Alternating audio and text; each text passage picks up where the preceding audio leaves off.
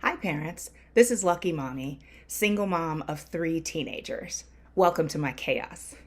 Today, I want to talk with you about transportation.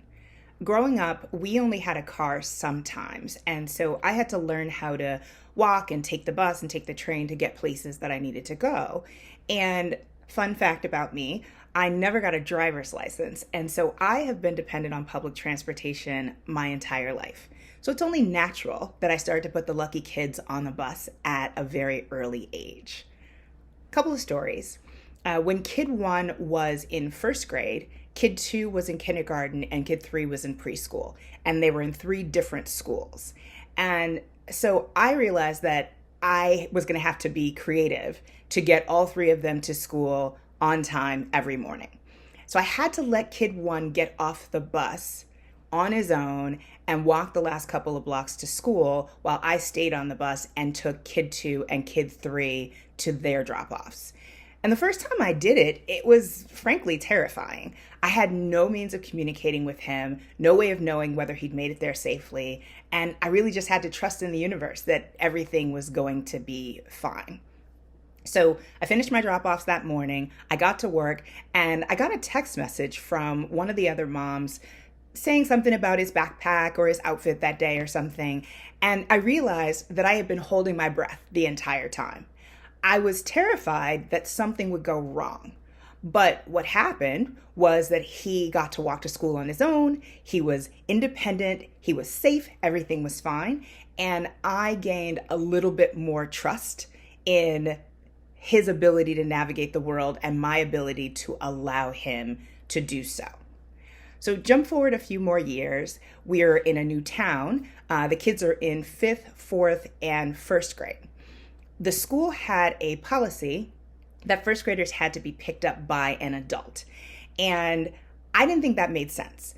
They had been walking to school together without an adult every morning for the last year while she was in kindergarten. And now I felt comfortable that they should be able to walk home on their own. And it wasn't just that she'd have her two older brothers. There were hundreds of other kids and parents who were walking the same route at the same time. So I challenged the school and pushed back and really asked them to make this concession. And they did. And so the kids started walking home together every day after school. And what was interesting for me was the realization that they weren't alone, right? I believed that they would be safe, and they actually were safe. And I got feedback from community members, from teachers, from other parents. Everybody was watching them. They were keeping an eye on them. And they gave me feedback on how well the boys took care of their sister, that they walked side by side with her in the center, and that they looked out for her. And over time, other parents started to approach me and ask if my kids could pick their kids up along the way and they could begin to walk without an adult as well. So not only did they get to step out into the world and take this independent step on their own, but they were also able to help teach some of the other kids in the community.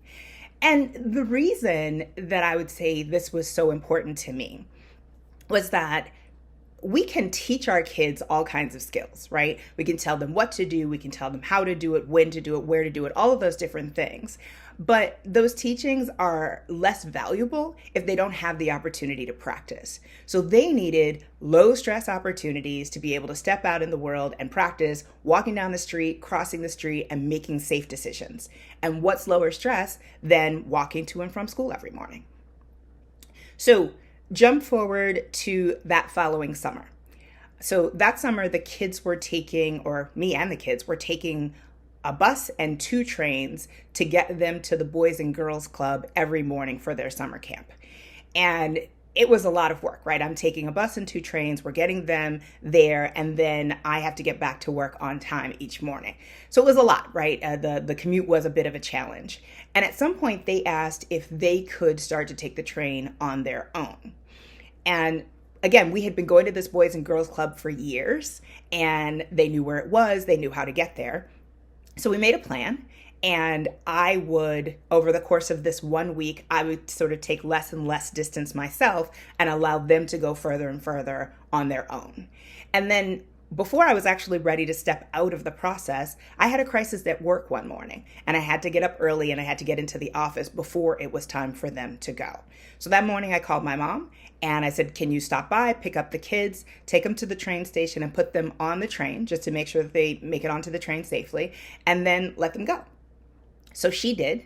They took the train on their own. They made it to the Boys and Girls Club. It went really smoothly, and they were really excited that they actually got to go on their own that day. So that set the tone for the rest of the summer, and really it set the tone for them beginning to navigate the world on their own and taking the train and public transportation without me. Now, the afternoons were a little bit more of a challenge because the Boys and Girls Club had a policy that parents had to be there for pickup until the kids reached a certain age. So I had to have conversations about liability and trust and my expectations and my understanding of the lucky kids' readiness to be able to take this step. And I think one of the contributing factors to my win here was that the kids were taking the bus and the train to the Boys and Girls Club on their own every day, and they were aware that they were arriving without an adult.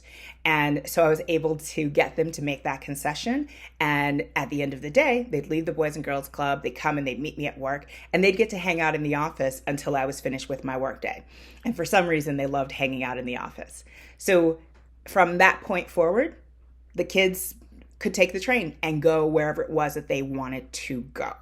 Now, because our society is really set up for less independence, you're going to find that as you start to take these steps, as you start to try to give your kids opportunities for freedom, you're going to get pushback because people want the parents to be more involved. They want to see that the parents are there for pickup and drop off and they feel safer.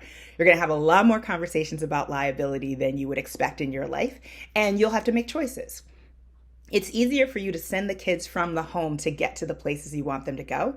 It'll be more difficult to get them to get spaces to be able to allow them to leave without you and to come back home. So you'll have to pick your battles and choose when you want to fight that fight and when you want to just sort of let it be and do the pickups. So I guess my point here is that as a single mom, I have had to make really hard choices because it's not possible for me to be everywhere and do everything. But at the same time, I don't want to be everywhere and to do everything. And because of that, I've been able to raise children who can do things without being impacted by my schedule and my ability. Now, I didn't necessarily know how this was all going to play out, right? I didn't know what the outcomes were going to be. This was all a lot of trial and error. But I'm really excited that, my kid can come to me and say, Mom, I want to go to the aquarium. Me and some friends are going to jump on the T. We're going to go downtown. And my kid can show his friends how to take the T, how to get around. And then they have a great experience. They experience joy, and it's not impacted by me. So your action items for today is to think about what are some of the things that your children do outside of the house and figure out how you can allow them and encourage them to start to step out on their own. So over the course of the next week, think about one place that you usually drive them and work with them to make a plan for how they can get there on their own. And not can I get a ride from another parent, but really walking, biking, taking the bus, those kinds of things. And if you have public transportation in your town, does your kid know how to use it? If they don't, start taking public transportation with them and get them comfortable with it so that they can start to do that on their own. And if you are uncomfortable with the idea of your kids stepping out and doing things on their own, sending siblings together can be really helpful for your state of mind, or having your kid to go with a friend or two so that you know that there's a group of them that they're safe together, right? So in terms of getting comfortable with starting this process, you have to be tactical and you have to ask a lot of questions, right? Show me how you map it on your phone. Tell me the directions so that I know that you know how to get there even if you're not looking at your phone. What happens if you get off at the wrong stop? What happens if you get lost? Who do you ask for help? How do you ask for help? And the last questions that I would say I ask every time my kids are leaving the house, and that is, one, How much battery do you have left on your phone? And 2, do you have a charger with you? I have a couple of stories of the lucky kids getting lost without working cell phones, but we'll share those another time. I'm looking forward to hearing your stories. Try this out. Let me know how it goes. Please click the subscribe button and give this video a quick thumbs up. Follow me on Instagram at Lucky Mommy and let me hear your questions and your feedback. And if you have topics that you want me to talk about, leave them in the comments. Thanks for joining me on this quest to raise a thriving future generation. I'll see you soon.